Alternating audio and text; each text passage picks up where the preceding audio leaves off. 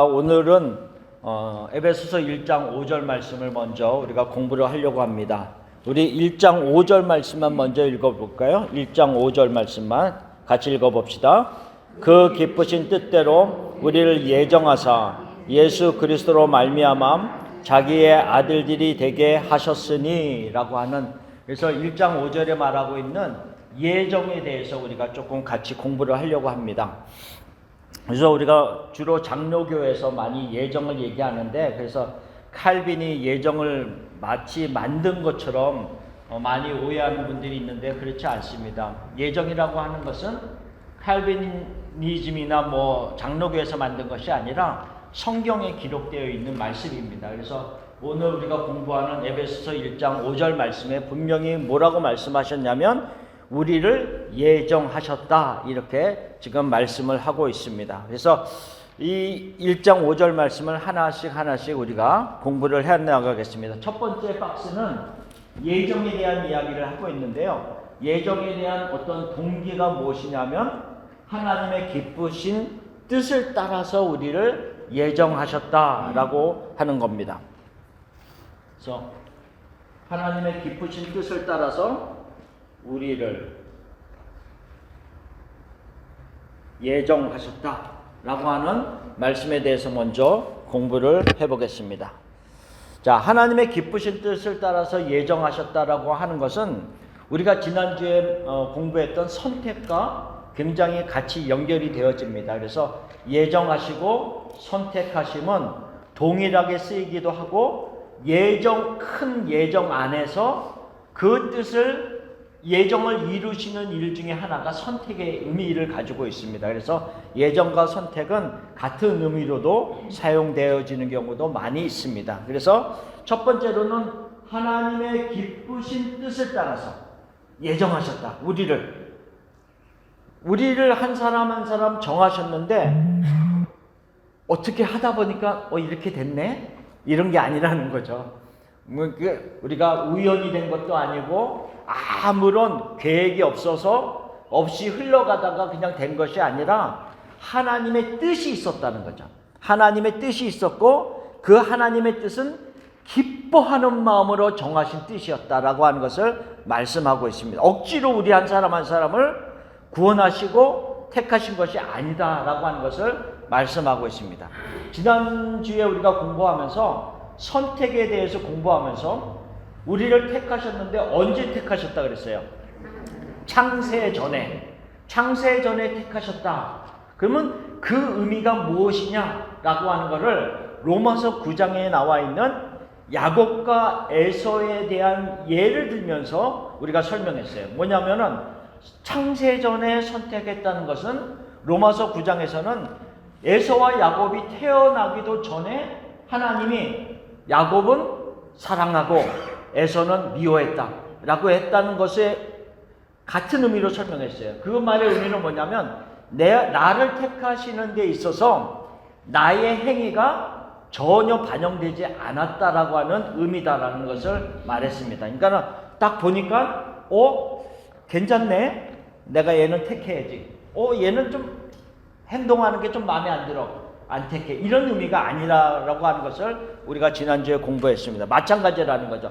예정이라고 하는 것도 마찬가지로 전적으로 하나님의 기쁘신 뜻을 따라서 우리의 어떤 상황과 우리의 무엇을 보고 결정하는 것이 아니다라고 하는 것을 얘기합니다.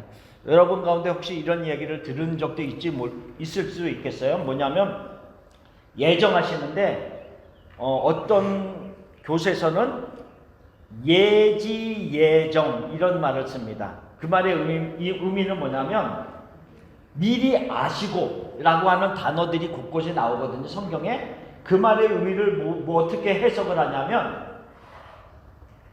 이 사람이, A라고 하는 사람이 장차 예수님을 믿을 것을 미리 아시고 예정하셨다. 이거를 예지예정이라고 부릅니다. 근데 성경에서 말하고 하는 것은 미리 아셨다라고 하는 것은 우리가 어떻게 행동했던 것을 아셨다는 의미가 아니에요.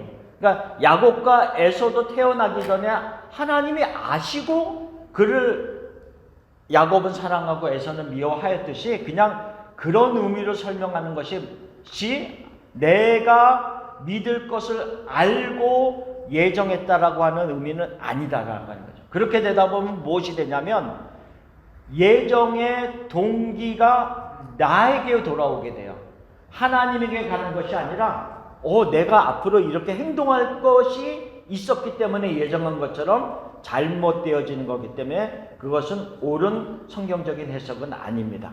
자, 그래서 예정에 대해서 우리가 1번 하나님의 기쁘신 뜻을 따라 예정하셨다라고 하는 것을 다시 보겠습니다. 예정은 하나님께 속한 사람들을 구원하시기 위하여서 하나님께서 창세 전부터 정해놓으신 구원 계획이다라고 하는 겁니다. 그래서 그 예정하심 안에서 우리를 선택하셨습니다. 그래서 하나님께서 자신의 기쁘신 뜻을 따라서 예정하셨고, 이것은 우연이나 억지로나 어떻게 하다 보니까 그렇게 된 것이 아니다라고 하는 거죠. 전적으로 하나님의 뜻이 있었다라고 하는 것을 얘기하고요. 그 뜻은 기뻐하시는 뜻을 따라 전적으로 하나님의 주권 아래서 이루어진 것이다 라고 하는 것을 성경은 우리에게 말씀하고 있습니다. 그 밑에 있는 신명기 7장 7절 말씀을 같이 한번 읽어보겠습니다. 여호와께서 너희를 기뻐하시고 너희를 택하심은 너희가 다른 민족보다 수요가 많기 때문이 아니니라. 너희는 오히려 모든 민족 중에 가장 적으니라 라고 하면서 이 신명기 7장 7절은 무엇을 얘기하고 있냐면 너희가 힘이 있고 너희가 강대하기 때문에 하나님이 너희를 택한 것이 아니다라고 하는 것을 얘기를 하는 거죠. 그래서 너희가 약한 모습이었지만 그럼에도 불구하고 내 기뻐하는 모습으로 너희를 내가 택했다라고 하는 것을 말씀하고 있습니다.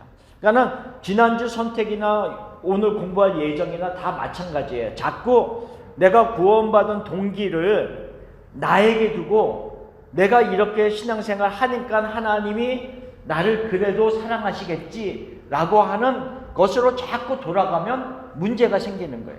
그러니까 우리가 지난주에 공부했듯이 내가 지금 믿고 내가 살아가고 내가 주님 안에서 믿음의 삶을 살아가는 것도 내가 한 것이 아니라 창세전에 선택이 있었기 때문에 그 선택하신 하나님이 현재 나의 삶 속에서 계속 믿음의 삶을 살 수 있도록 모든 환경을 만드시고 공급하시고 역사하신다라는 것을 동일하게 지금 예정에서도 이야기를 하고 있는 겁니다.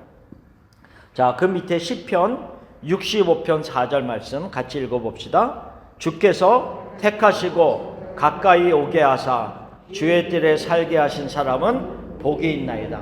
하나님이 택하셨어요. 예정하셨어요. 그리고 예정하신 다음에 어떻게 하셨어요?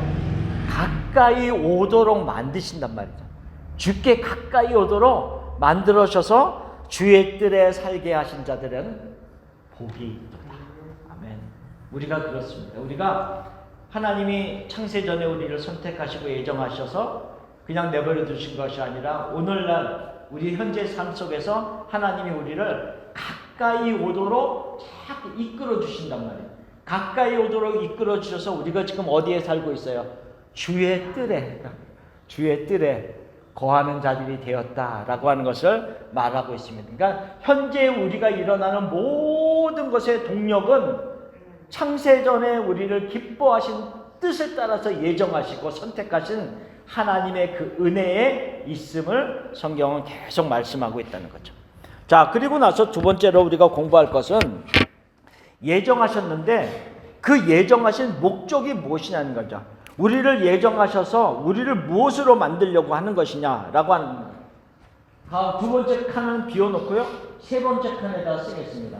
세 번째 칸에 쓰는데 뭐냐면 우리를 하나님의 자녀가 되게 하셨다는 거죠.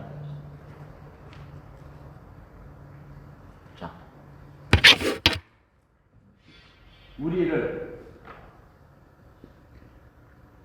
하나님의 자녀 되게 하신.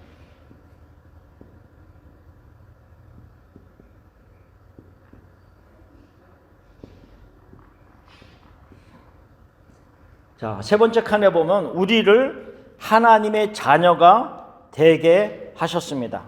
예정하셔서 기쁘신 뜻대로 우리를 예정하셔서 하나님께서 이루시고자 하는 어떤 목적이 뭐냐면은 우리를 하나님의 자녀가 되게 하는 거예요. 어떤 예정의 목적과 같은 거죠. 예정의 목적과 같이 우리를 하나님의 자녀가 되도록 하는 것이 하나님의 뜻이었다라고 하는 것을 이야기합니다.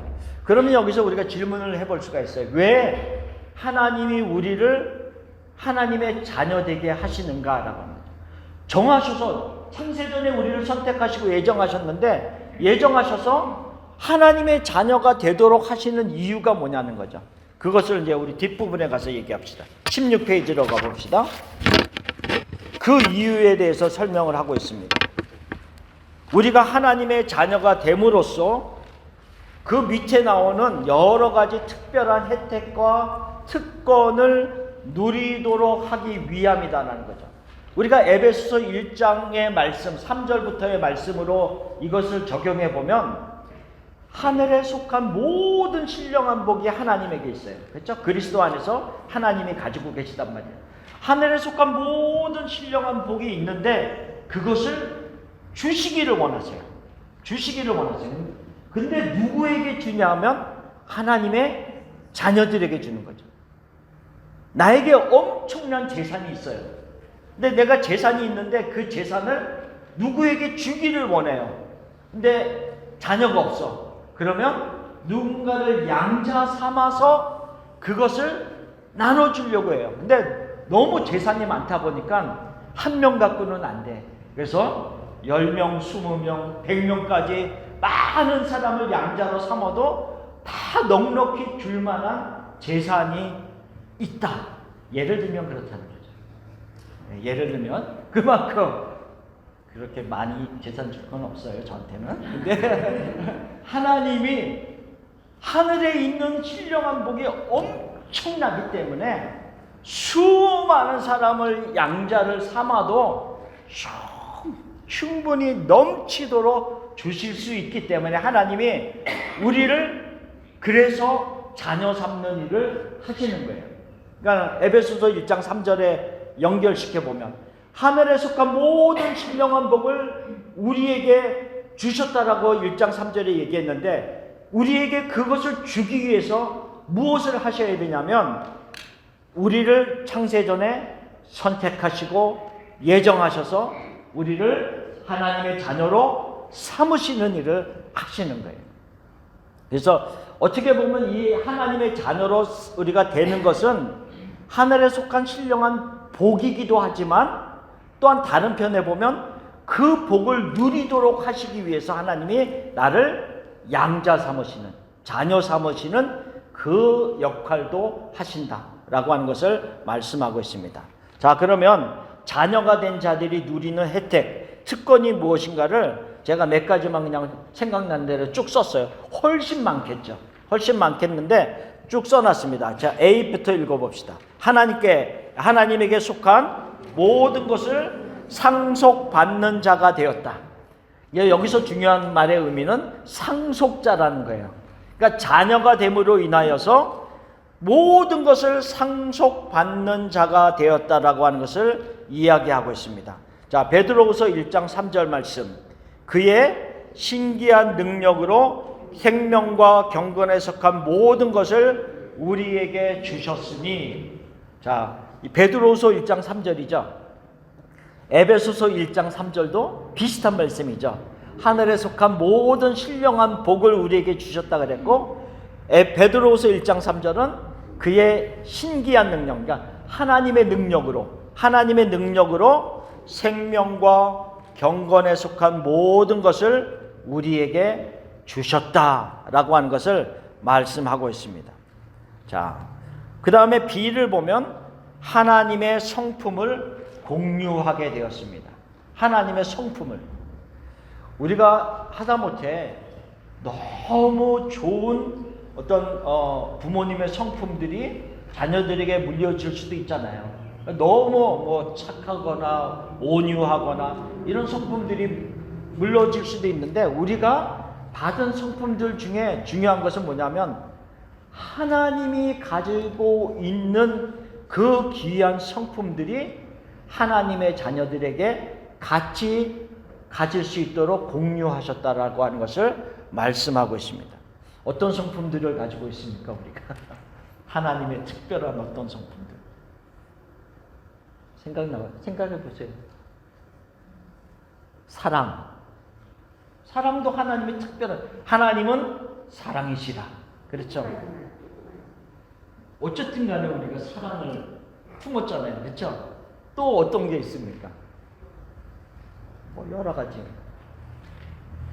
속으로만 말씀하세요. 그렇죠?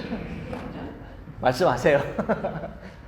하나님의 특별한 성품들이 어떻게 영적으로 죽어있는 자들에게 있을 수 있겠느냐는 거죠.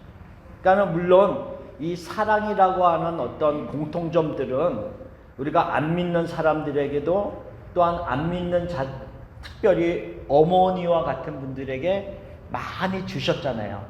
그러므로 인해서 하나님의 사랑을 공유할 수 있도록 깨달을 수 있도록 하셨는데, 특별히 믿는 자에게는 하나님의 어떤 그 근접한 사랑들을 가르쳐 주셔서 우리가 때로는 가슴 아파 힘들어 하다가도 그 영혼을 위해서도 기도하는 데까지 나갈 수 있는 마음을 차리게 되는 것도 하나님의 사랑이 있기 때문에 가능하다라고 하는 것, 이런 모든 것들을 하나님께서 우리에게 공급해 주셨다. 그래서 베드로후서 1장 4절에 보면 이 약속으로 말미암아 신성한 성품에, 그러니까 신적인 하나님의 성품에 참여하는 자가 되게 하려 하셨느니라 라고 하면서 하나님의 성품을 우리에게 주셨음을 얘기하고 있습니다.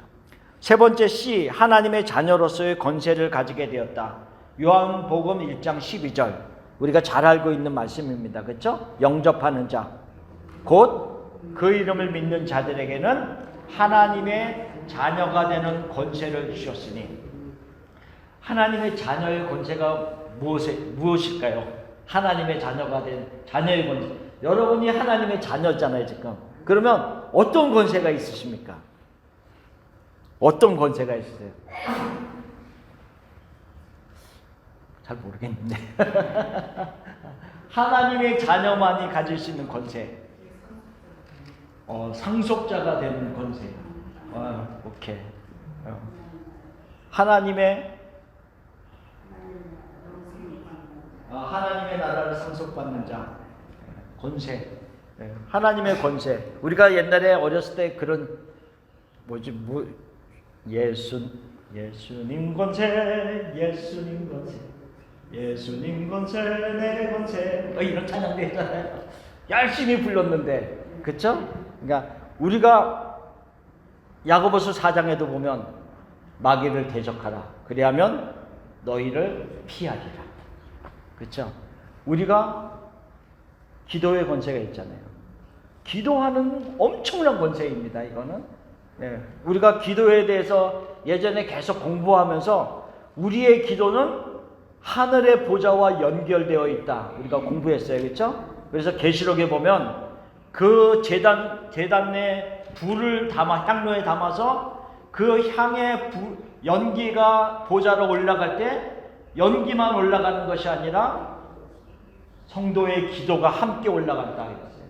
우리의 기도는 하나님의 보좌와 연결되어 있다.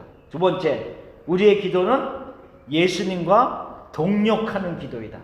요한복음 14장에 나와 있는 말씀. 요한복음 14장. 그래서 예수님께서 승천하시기 전에 뭐라고 말씀하셨어요? 내가 아버지께로 갈 것이다. 그러면서 뭘 얘기를 했냐면 내가 행한 것보다 더 큰 일을 너희가 행하리라. 그 이유는 내가 아버지께로 감이니라. 그 말의 의미는 뭐예요? 우리가 기도할 때마다 보좌 우편에서 우리의 기도를 들으시면서 그 우리의 기도와 함께 역사하실 예수님과 연결되어진 기도이기 때문에 그 말씀을 하는 겁니다. 세 번째, 우리의 기도는 적의 진을 파하는 강력한 무기이다. 그것이 에베소서 6장에 나오는, 그렇죠? 강력한, 적의 진을 파하는 강력한 무기가 기도입니다. 자, 네 번째, 마지막. 우리의 기도는 말씀의 근거를 둔, 하나님의 약속의 근거를 둔 행동이다라고. 그러니까 우리가 아무런 어떤 근거를 찾을 수 없는 기도가 아니라 하나님이 우리에게 언약한 그 말씀의 근거를 둔 행동이라는 것을 얘기했어요. 그러니까 우리가 가지고 있는 이 기도 하나만을 가지고도 우리는 엄청난 권세를 가지고 있습니다. 우리가 수화기를 드는 순간 하나님이, 여보세요? 하나님이 그런 말이죠. 현미가 기도했는데 두 형님. 그렇죠? 그러니까는 하나님이 우리의 수화기를 딱 들어서 통화하듯이 우리가 기도할 때 그 기도에 가까이 하시는 분이다. 가까이 한다니까 생각나네요. 3월달 성구가 뭐예요? 3월달 성구. 신명기 4장 7절 말씀. 주보 있는 분 한 번. 우리가 기도할 때마다 가까이 하시는, 우리에게 가까이 하시는 그 신이 어디 있느냐 그랬어요. 어디 있느냐. 그렇죠? 우리가 기도할 때마다 귀를 기울여 주시고 가까이 하여 주시고 응답하시는 하나님. 그러니까 우리가 이 자녀로서의 권세가 무엇일까라고 생각할 때 물론 수많은 것들이 있겠지만 우리가 기도 하나만 생각해도 우리가 하는 기도가 결코 대수롭지 않은 것이 아니다라고 하는 거죠. 이게 사실은 깨달으면 깨달을수록 엄청난 것이라는 것을 말씀하고 있습니다. 자녀만이 가질 수 있는 권세입니다. 자, 네 번째, 하나님의 나라를 상속받는 자가 되었다라고 하면서 마태복음 25장 34절에 보면 오른편에 양과 왼편에 염소, 이렇게 비유를 들면서 이렇게 얘기를 하는 겁니다. 그래서 오른쪽에 선 양과 같은 그 사람들에게 뭐라고 얘기냐면 창세로부터 너희를 위하여 예비된 나라를 상속받으라 라고 하는 것을 얘기해요. 창세로부터. 그러니까는 창세전에 우리를 택하시고 그때부터 우리를 위해서 예비하신 나라가 있다. 그렇죠? 그 나라를 상속받으라. 그 상속을 주기 위해서 우리를 예정하시고 그 예정에 따라서 우리를 하나님의 자녀가 되게 하셨다라는 것을 얘기하고 있어요. 자, 이 하나님의 영광에 참여하는 자가 되었다. 로마서 8장 17절 같이 읽어보겠습니다. 자녀이면 또한 상속자 곧 하나님의 상속자요 그리스도와 함께한 상속자니 우리가 그와 함께 영광을 받기 위하여 고난도 함께 받아야 할 것이니라. 자, 8장 17절에 보면, 로마서 8장 17절에 보면 자녀면 무엇이라고 얘기하고 있어요? 상속자다 이렇게 얘기하고 있어요. 그렇죠? 자녀이면 당연히 상속을 받을 특권이 부여되어지는 그런 모습을 얘기하고 있단 말이죠. 근데 하나님의 상속자라, 하나님의 것을 받는 상속자다라는 것을 얘기하고 있고요. 그와 함께 영광이 우리에게 상속되어질 것이다. 그렇지만 이 땅에서는 우리가 고난도 받아야 할 것이다 라고 하는 것을 이야기하면서 이 로마서 8장 17절을 보면 우리가 또 연상해 볼 수 있는 게 14만 4천 명. 땅에서는 큰 환난을 통과하는 자들이지만 하늘에서는 시온산에서 어린 양과 함께 영광 가운데 서 있을 그 모습을 우리가 떠오를 수 있다는 거죠. 그렇죠? 자, F를 보면 하나님의 영으로 인도함을 받는 자가 되었다. 로마서 8장 14절을 읽어보겠습니다. 하나님의 영으로 인도함을 받는 그들은 곧 하나님의 아들이라. 하나님의 영이, 성령이 우리를 어디로 인도하실까요? 어디로 인도하실까요? 당연히 우리가 좋은 데로 인도하시겠죠? 하나님에게로 계속 우리를 인도하시지 않겠습니까? 하나님께로 더 가까이. 그렇죠? 우리를 택하시고 자기에게 가까이 오게 하신 그 하나님, 아까 얘기했는데 성령이 우리를 그렇게 이끌어 가신다고요. 그래서 주의 뜰에 거하도록 하시는 일을 성령께서 하신답니다. 우리가 가는 그 믿음의 모든 여정 속에서 우리를 인도하시는 자가 없이 나 홀로 이렇게 가는 것이 아니다. 앞서가시며 인도하시는, 함께하며 인도하시는 성령이 함께하신다 라고 하는 것을 말씀하고 있습니다. 그렇죠? 그래서 하나님의 영으로 인도함을 받는 그들은 곧 하나님의 아들이라.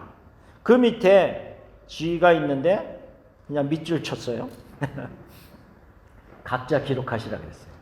자, 요한일서 3장 1절 그 밑에를 읽어봅시다. 보라, 아버지께서 어떠한 사랑을 우리에게 베푸사 하나님의 자녀라 일컬음을 받게 하셨는가. 하나님이 우리에게 어떠한 사랑을 베풀어 주셨어요. 자녀로 삼기 위해서 예수님을 보내주셨어요. 그렇죠? 요한일서는 그게 계속 반복돼서 나와요. 하나님의 사랑이 너무 크시고 먼저 우리를 사랑하셨고, 근데 그러면서 반복하면서 설명하고 있는 게 아니라 하나님께서 그 아들 독생자를 너희에게 보내셨다라고 하는 말씀을 말하고 있습니다. 뒷부분에 그 말씀이 또 나오기를 하는데요. 그러면 우리가 요한일서 3장 1절을 보면서 하나님의 자녀로서 받는 특권과 특혜, 혜택이 뭘까? 한번 각자 한번 기록해 보세요. 그러니까 이게 기록하려면 내가 한번 이렇게 생각을 해봐야 되거든요. 이게 묵상입니다. 이게 묵상입니다. 네, 그 밑에 그냥 밑줄 근데 뭐라고 쓸까요? 하나님의 자녀는 어떠한 사람입니까? 여기 이렇게 앉아 있잖아요. 여기 앉아 있다. 중요한 거죠. 성령이 이끌어 주시고서 이곳에 우리가 앉아. 하나님의 사람들은 하나님의 엄청난 사랑을 받고 있는 사람들입니다. 그렇죠? 이미 받았고 앞으로도 받을 사람들입니다. 그러니까 우리가 어떠한 사랑을 받으면서 하나님의 자녀가 되었는지, 그리고 우리가 그 사랑을 얼마나 누리고 있는지, 이런 것들을 우리가 생각해 볼 필요가 있다는 거죠. 그러니까 하나님의 자녀이기 때문에 하나님의 엄청난 사랑을 받고 있는 자들이다라고 하는 것을 이야기하고 있습니다. 그러면서 우리가 이제 세 번째 공부할 게 있는데요. 자, 하나님의 기쁘신 뜻을 따라서 창세전에 우리를 예정하셨습니다. 창세전에 우리를 예정하셔서 그 예정하셔서 이루신 것이 뭐냐면 우리를 하나님의 자녀가 되게 하셨다는 거죠. 근데 자녀가 되게 하시는 데 있어서 이 가운데 방법적인 게 필요하다는 거죠. 여기서 보면 1장 우리가 5절 말씀에 보면 뭐라고 얘기를 하고 있어요? 그 기쁘신 뜻대로 우리를 예정하사, 그 다음에 뭐라 그랬어요? 예수 그리스도로 말미암아. 예수 그리스도로 말미암아.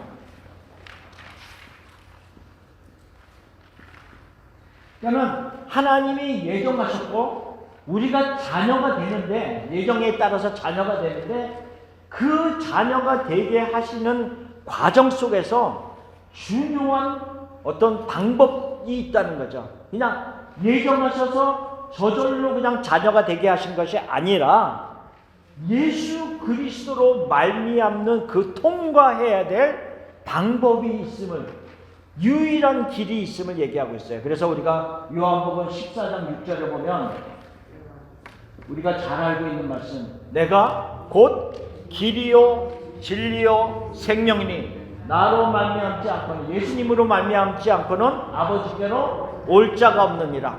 그 말씀이에요. 그러니까 예수님이 유일한 길이라고 하는 거죠.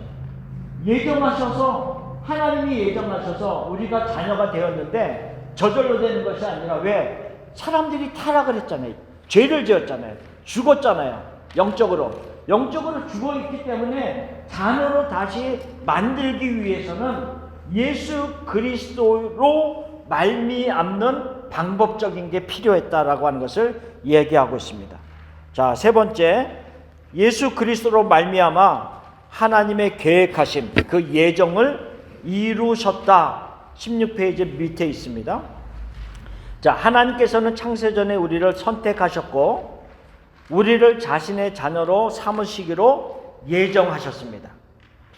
그러나 택하심을 받은 자라 할지라도 우리가 자신들이 죄로 인하여서 영적으로 그리고 영원히 사망에 이르게 되었습니다. 그래서 죄를 지은 인간이 너희가 이 선악을 알게 하는 나무의 실과를 먹으면 정령 죽으리라. 진짜 죽는다 말씀하셨잖아요.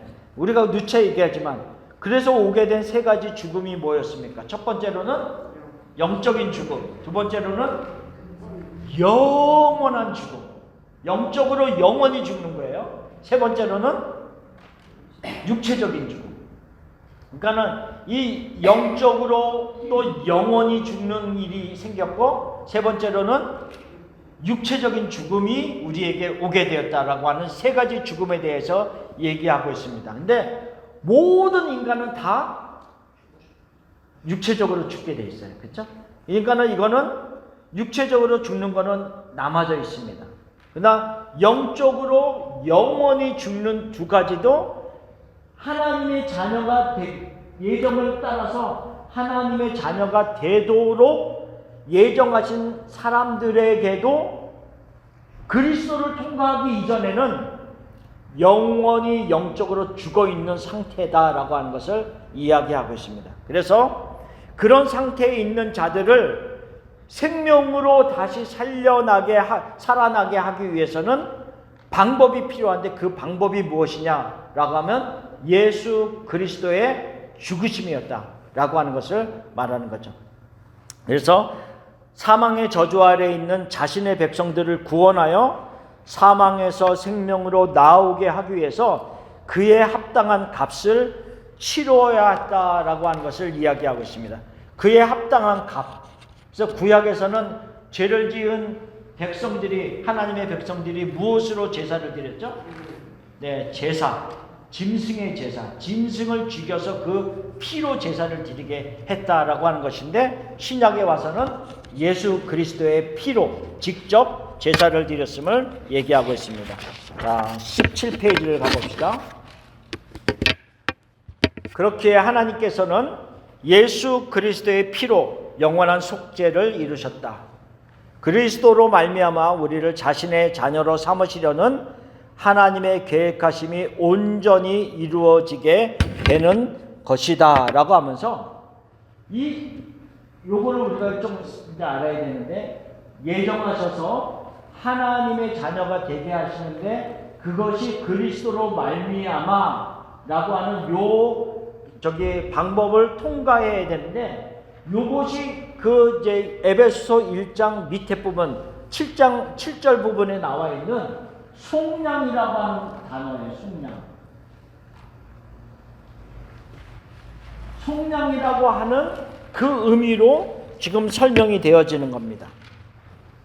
자, 그래서 속량이라는 것을 먼저 보면서 이야기를 해보겠습니다. 자, 17페이지 맨 밑에 가보면 그리스도 안에서 하늘에 속한 신령한 복 세 번째 속량, 우리가 다른 말로는 구속이라는 말로 합니다. 구속이라는 말은 속이라는 거예요. 속량이라는 말이야. 돈을 지불하고 구원해냈다라고 하는 리뎀션에 대한 이야기를 하고 있습니다. 자, 에베소서 1장 7절 말씀 같이 읽어보겠습니다. 우리는 그리스도 안에서 그의 은혜의 풍성함을 따라 그의 피로 말미암아 속량 곧 죄사함을 받았느니라. 자, 속량인데 어디 안에서 이루어졌어요? 그리스도 안에서 일어났어요. 그리스도 안에서 이루어졌고요. 그 다음에 하나님의 은혜의 풍성함을 따라서 이루어진 거예요. 왜? 하나님이 너무 우리를 사랑하셔서 독생자를 보내주셨잖아요. 그러니까 그 은혜의 풍성함을 따라서 이루어졌고, 또 이거는 뭐냐면 예수님의 피로 말미암아 이루어진 게 속량이다 라고 하는 것을 이야기하고 있습니다. 자, 그 다음 페이지로 가봅시다.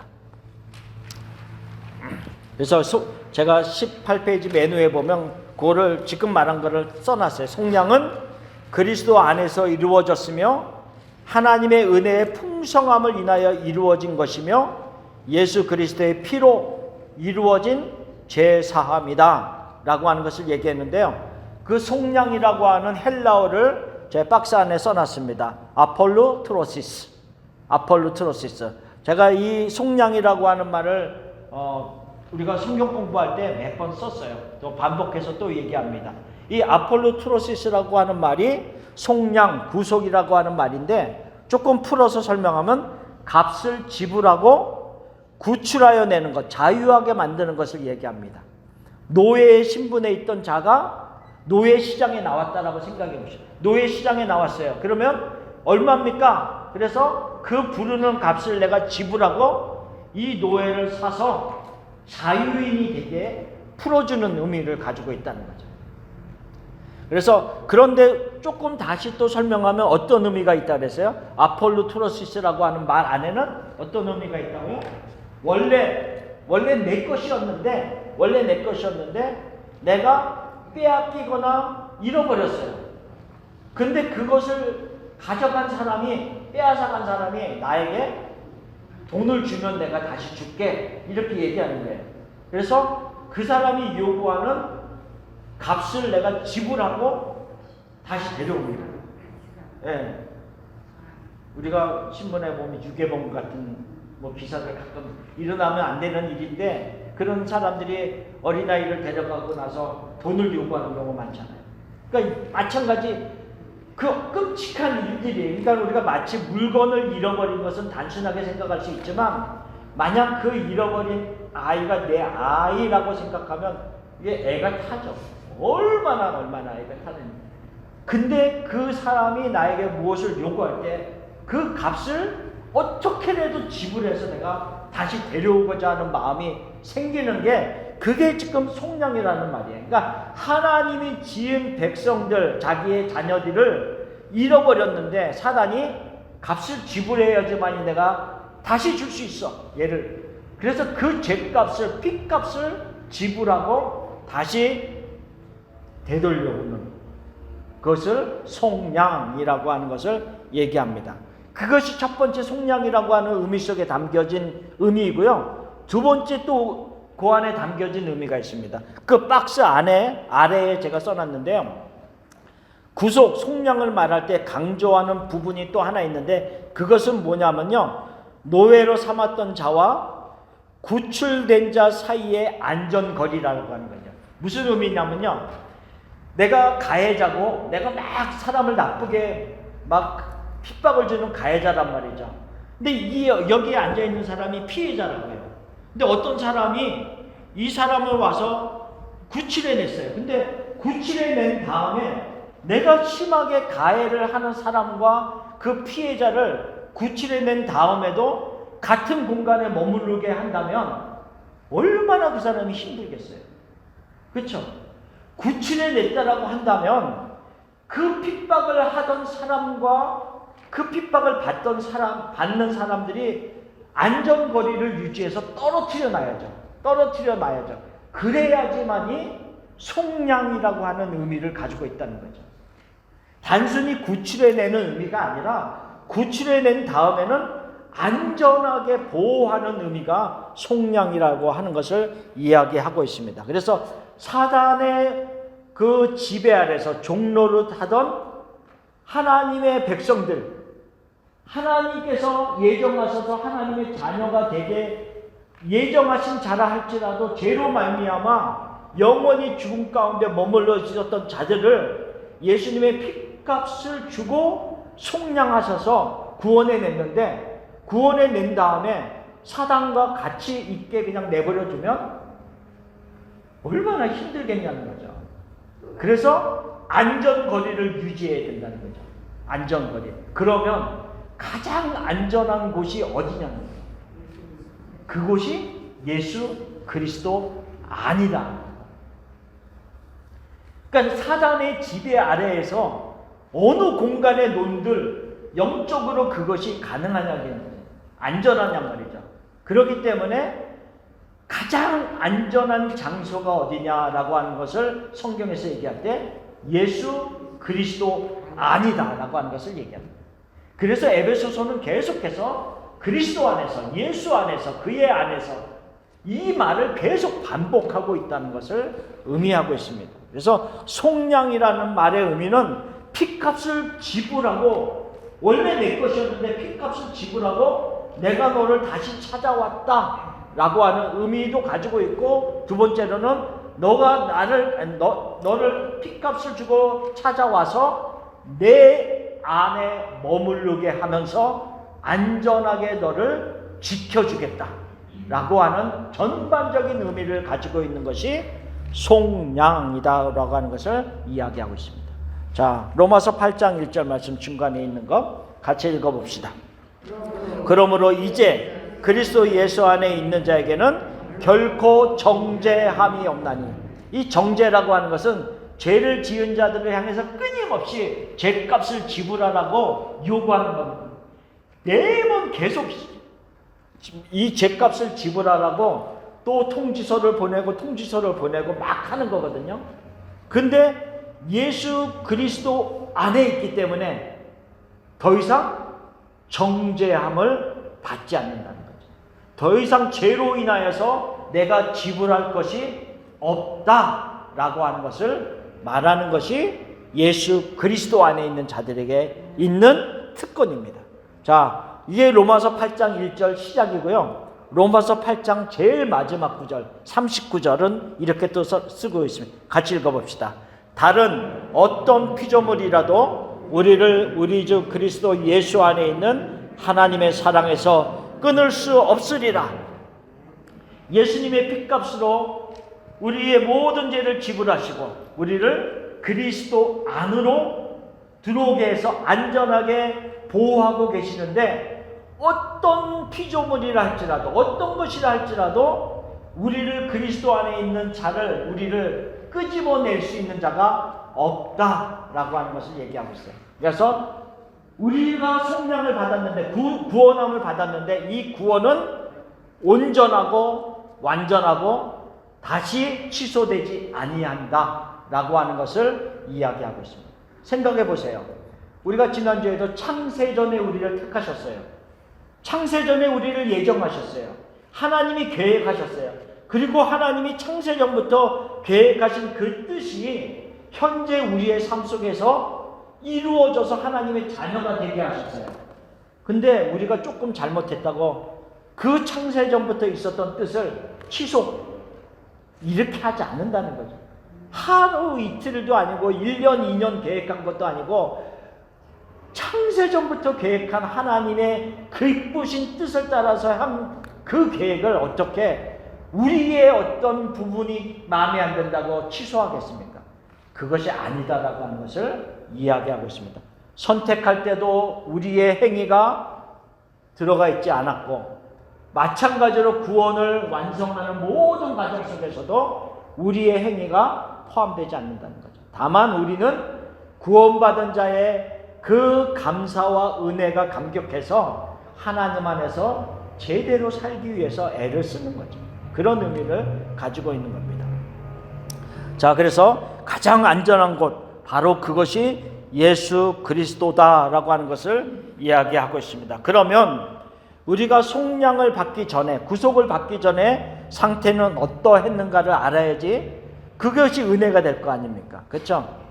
우리가 범한 죄로 인하여서 하나님에게 가까이 나아갈 수 없을 뿐만 아니라 하나님께 가고자 하는 마음조차 없는 죽은 자들이었다. 영적으로 죽은 자들이었다. 그러니까 우리가 구원을 받기 이전의 모습들은 영적으로 죽어있기 때문에 우리 스스로 하나님께 가까이 갈 수 있는 마음이 우리에게는 있을 수가 없어요. 그것이 로마서 3장 11절, 12절, 23절 계속해서 나오고 있습니다. 자, 그 다음에 뭐라 그랬어요? 하나님과 원수된 자들이라. 어디에 나와 있죠? 로마서 8장 5장 10절. 그러니까 로마서 5장 10절에는 우리가 하나님과 원수되었을 때 이렇게 얘기합니다. 그렇죠? 하나님과 원수된 자이며 우리는 하나님의 생명에서 떠나 있는 자들이다. 그것은 에베소서 4장에 나와 있어요. 우리는 하나님의 생명에서 떠나 있는 자들이었어요. 그래서 우리는 하나님의 영이 우리를 이끄는 것이 아니라 세상의 영을 따르는 자들이기 때문에 우리의 마음은 굳어 있었다 그래요. 굳어 있었다. 완악한 마음이다. 딱딱하다는 거죠. 하나님의 말씀이 들어올 수 있는 그런 어떤 여백이 없어요. 죽어 있는 자들에게는. 그래서 이 세상의 썩은 가치관과 생각과 관습을 쫓아서 행하는 영적으로 죽은 자들이었다라고 하는 것을 이야기하고 있는 겁니다. 그래서 그들의 마지막은 결국 둘째 사망, 우리가 요한계시록 20장 공부할 때 얘기했던 결국은 불과 유황불에 던져지는 것이다 라고 하는 것을 얘기했는데, 그 우리가 이런 어떤 모습 속에서 구원받은 자들의 모습이다 라고 하는 것을 얘기했어요. 다시 우리가 정리해 봅시다. 하나님의 기쁘신 뜻을 따라서 우리를 예정하셨어요. 창세전부터 우리를 선택하시고 예정하셨어요. 그 예정하신 목적이 뭐냐면 우리를 하나님의 자녀 삼는 거예요. 왜? 우리를 자녀 삼아서 물려줄 게 너무 많은 거예요. 그러니까 자녀 삶아서 내가 있는 것 다 줄게.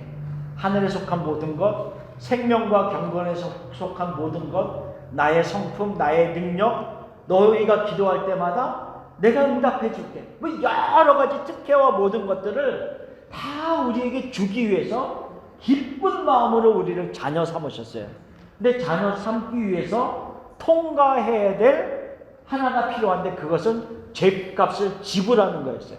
근데 죗값을 지불해야 되는데 우리 스스로는 죗값을 지불할 수 있는 능력도 없고 힘도 없는 거예요. 그래서 예수님께서 짐승의 피로가 아니라 예수 그리스도의 자기 신의 피로 우리를 속량하셨다라고 하는 것을 얘기하고 있어요. 그래서 속량이라고 하는 의미의 두 가지는, 첫 번째는 원래 내 거다. 원래 나는 하나님의 것이었는데 죄로 인하여서 이것이 잃어버린 자가 되었어요. 죽은 자가 되었어요. 그래서 예수님께서 그 보혈의 핏값을 다시 지불하고 다시 하나님의 것이 되게 하셨어요. 첫 번째. 두 번째 속량의 의미는 나를 구원해내서 가장 안전한 곳에 머무르게 하셨어요. 그곳이 예수 그리스도 안이라고 하는 것. 그 안에 나를 머무르게 하셔서 나를 보호하신다라고 하는 것이 속량이라는 거죠. 그러니까 우리가 이러한 모든 것을 깨닫고 나니까 너무 감사하잖아요. 와, 내가 받은 은혜가 너무 크구나. 그러니 우리의 마음이 어떻게 반응이 보이겠어요? 그러면 내 안에 감사가 나오고 찬양이 나오는 거예요. 그래서 네 번째 박스는 뭐냐면 하나님을 찬양하는 반응이 나오는 거예요. 하나님을 찬양하는.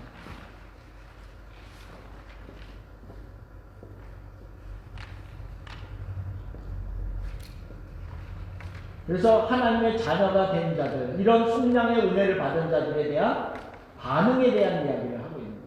네 번째는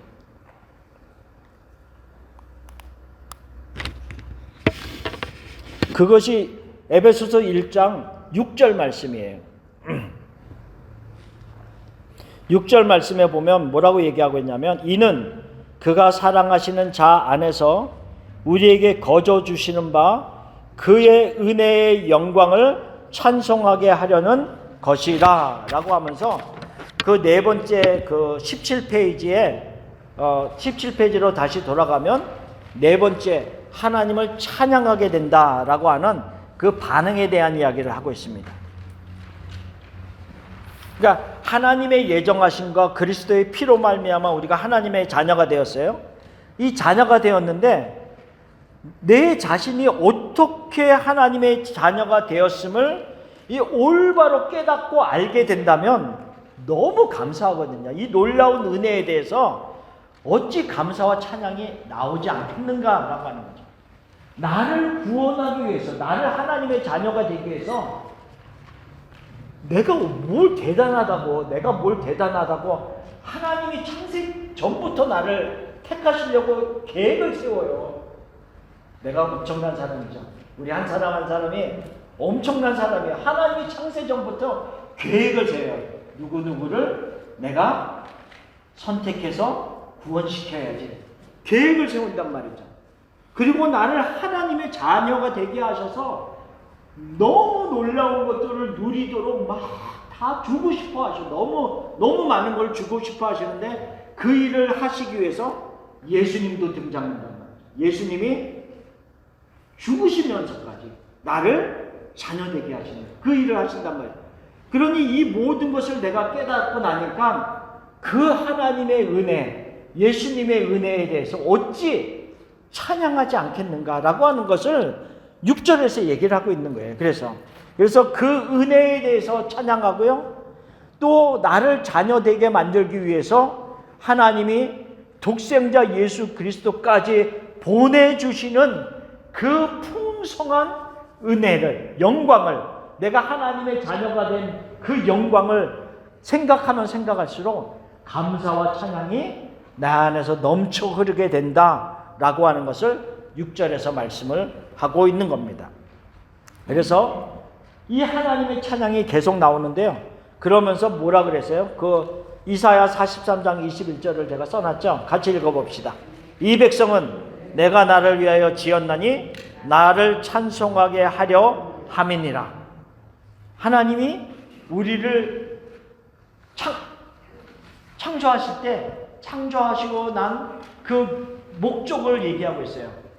이사야 43장 21절 4321 그렇죠? 뭐라 그랬어요? 나를 찬송하게 함이니라.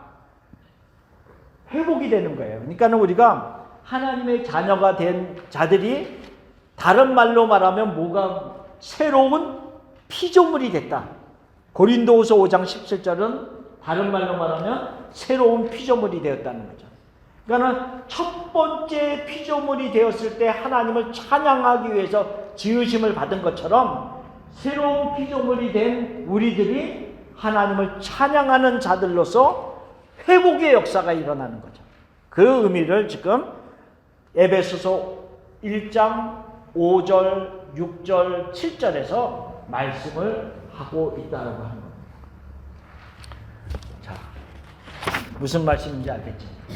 박스 안에 지금 그게 지금 5절부터 7절까지의 내용입니다. 자, 맨 뒤로 가봅시다. 19페이지. 지난주와 더불어서 이렇게 성경 구절 3개를 써놨습니다. 자, 하나씩 읽어가면서 조금 더 우리가 생각을 해봅시다.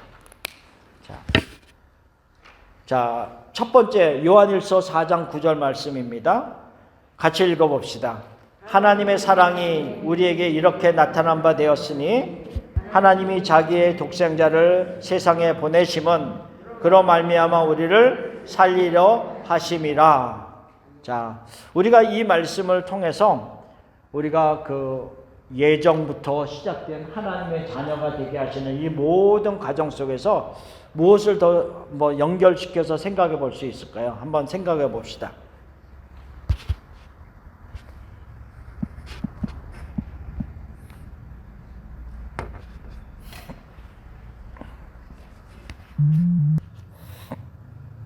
여기에 어떤 하나님의 사랑이 담겨져 있습니까?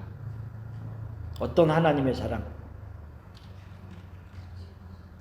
네, 하나님이 자기의 독생자를 어떻게 했다고요? 우리를 위해서 보내셨다. 그렇죠? 여기서 우리를 위해서 보내셨다라고 하는 말 안에는 보내셔서 죽게 하셨다는 의미거든요. 그러니까 우리를 위해서 보내셔서 죽게 하셨어요.